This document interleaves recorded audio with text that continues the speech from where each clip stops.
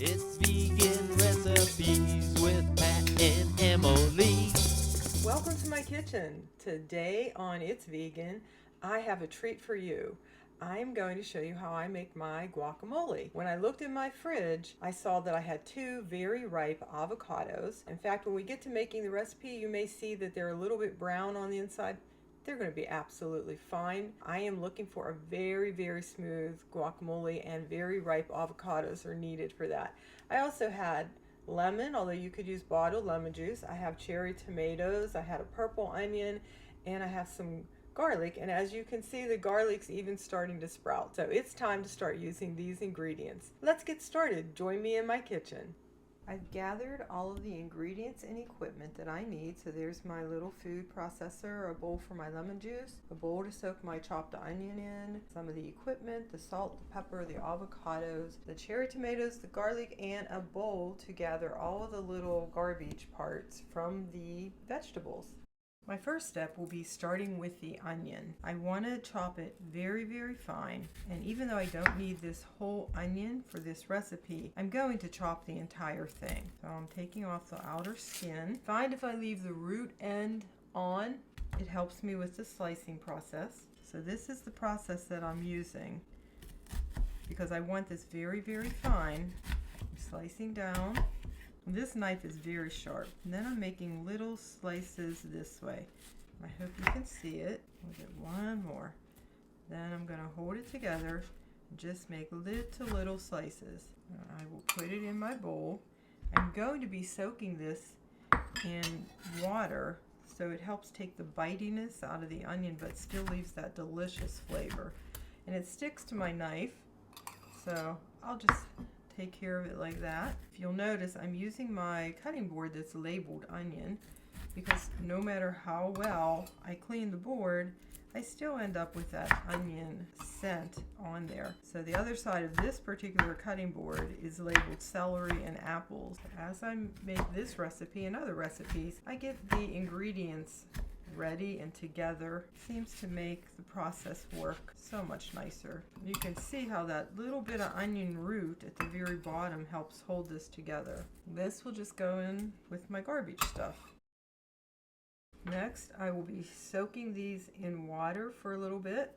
There it is. And the water will help get the strong bitiness out of the onion but leave the delicious flavor. So set that aside. Usually if you're using a fresh lemon, and this one's very ripe because it's not hard, it's soft. You roll it a little bit and that helps release the juices. So I've got a little strainer here to hopefully catch the seeds.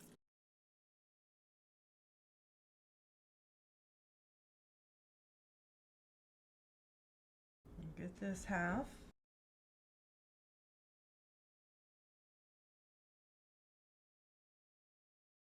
Okay, so we can set the lemon juice aside, giving it another little squeeze there. And there was one seed that got in there, so take it off, put this aside. And it's handy to have a little bowl to catch those pieces that you're not using. I'm going to clean my board a little bit. The next thing that I'm doing is I'm getting the garlic.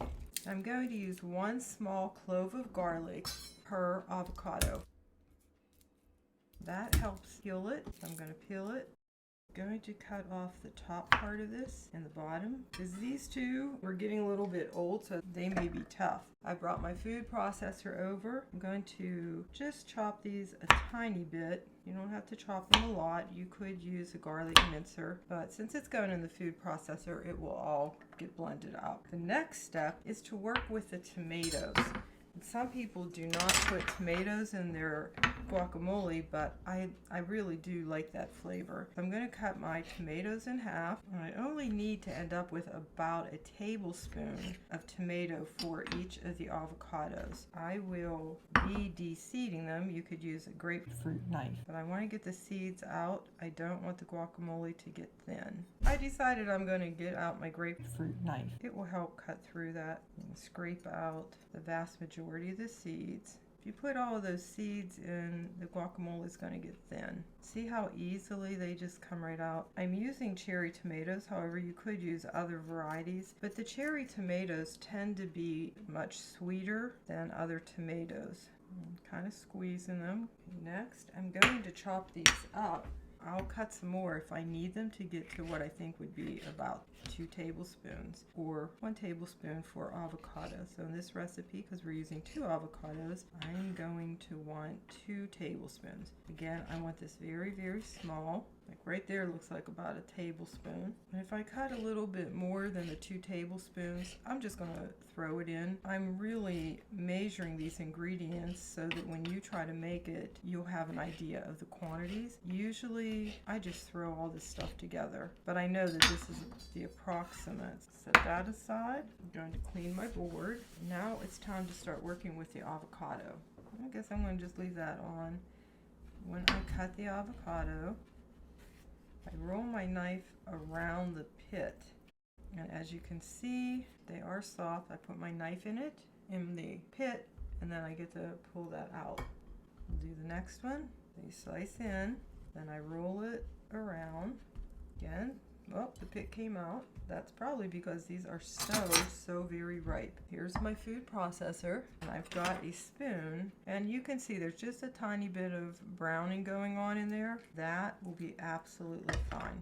So I'm scraping out the inside of that. Now this one had a brown spot that I'm taking off. This one has a brown spot that I don't want to use, so I'm going to take that part off. There we go. That one looks fine. There's a little bit of pit there. I don't want it. Here's the other half. Scoop in. When they're ripe, they just scoop perfectly. Here, that's a little bit browner than I want to use, so I'm going to take that off and throw it in. I am keeping the shell for right now. Sometimes I use it as a serving container. I'll show you that in a little bit later. I've drained and rinsed the onions. The tomatoes are ready. The lemon juice is ready. So I'm putting in about a tablespoon of lemon juice per avocado. So out of that lemon, I got 3. I'm not going to put that in. It will just be overpowering. This lemon, though, I will put in some water and just have lemon water to drink. I'm adding pepper and garlic salt. And when I write out the recipe, I'll give you a quantity that you can start with. I'm putting the lid on to my processor. I'll hold it up so you can see what's happening. Taking the lid off, I want to scrape the sides down. I'm getting a nice smooth guacamole in here. In the process, you're going to be scraping the sides down a few times. You can see right here, this part was at the bottom and much smoother. This is pretty smooth, so I'm wanting it all to be equally smooth. Yes, that's how I want it. I'm cleaning off the blades, and this is the perfect time for you to taste it and adjust the salt and the pepper. I have a little tasting spoon. For me, it has the right amount of garlic salt and the right amount of pepper. However, you need to taste it for yourself and see if you want to add more. The guacamole is this consistency. It's very smooth. And for the tomatoes, I don't want to add any more liquid. So I am patting them dry with a paper towel. If you don't like to use paper towel, you can easily use some type of fabric. I like flour sacks for this sometimes. I'm actually squeezing out some of the juice because I don't want this to get any thinner. That looks good to me. I squeezed out the extra juice. I bet we're going to end up with about 2 tablespoons. Yeah, we're ending up with about 2 tablespoons of tomato. Next, I'm going to measure out 2 tablespoons of onion.